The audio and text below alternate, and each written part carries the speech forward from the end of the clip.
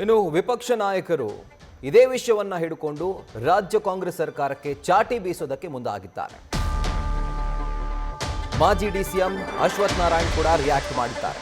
ರಾಜ್ಯ ಸರ್ಕಾರ ರಾಜ್ಯದ ರೈತರಿಗೆ ಮೋಸ ಮಾಡಿದೆ, ಅಕ್ರಮವಾಗಿ ಮಾರಾಟ ಮಾಡ್ತಾ ಇದ್ದಂತಹ ಯೂರಿಯಾ ಈಗ ಸಿಕ್ಕಿದೆ, ರಾಜ್ಯದಲ್ಲಿ ರಸಗೊಬ್ಬರ ಅವ್ಯವಹಾರ ನಡೆದಿದೆ, ಈ ಅಕ್ರಮದಲ್ಲಿ ಅಧಿಕಾರಿಗಳು ಕೂಡ ಶಾಮೀಲಾಗಿರಬಹುದು, ಇದರ ಕುರಿತಾಗಿ ಸಮಗ್ರವಾದ ತನಿಖೆ ಆಗಬೇಕು ಅಂತ ಹೇಳಿ ಅವರು ಆಗ್ರಹಿಸಿದ್ದಾರೆ.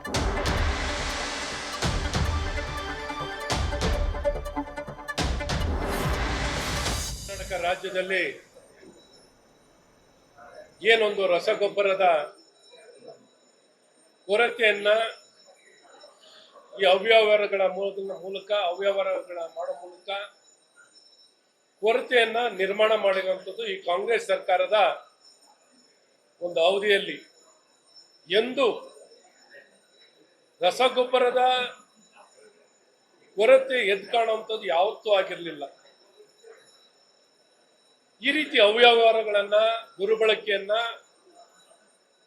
ರೈತರಿಗೆ ಅಂತ ಇರುವಂತ ರಸಗೊಬ್ಬರವನ್ನ ಬೇರೆದಕ್ಕೆ ಡೈವರ್ಟ್ ಮಾಡಿ ಬೇರೆದಕ್ಕೆ ಬಳಕೆ ಆಗ್ಲಿಕ್ಕೆ 10% ಸಿಗುವಂತ ಈ ರಸಗೊಬ್ಬರವನ್ನ ಕಳ್ಳ ಸಂತೆಯಲ್ಲಿ 10 ಪಟ್ಟು ಹೆಚ್ಚಕ್ಕೆ ಮಾರಾಟ ಆಗ್ತಿರೋದಕ್ಕೆ ಕೆಲವೊಂದು ಕಡೆ ಕಾಂಗ್ರೆಸ್ ಸರ್ಕಾರ ಕಣ್ಮುಚ್ಚಿ ಕೂತು ಇದಕ್ಕೇನೋ ಉತ್ತೇಜನ ಕೊಡುವಂತ ರೀತಿಯಲ್ಲಿ ಆಗ್ತಿರುವಂಥದ್ದು ಎದ್ದು ಕಾಣುವಂಥದ್ದಾಗ್ತಿದೆ.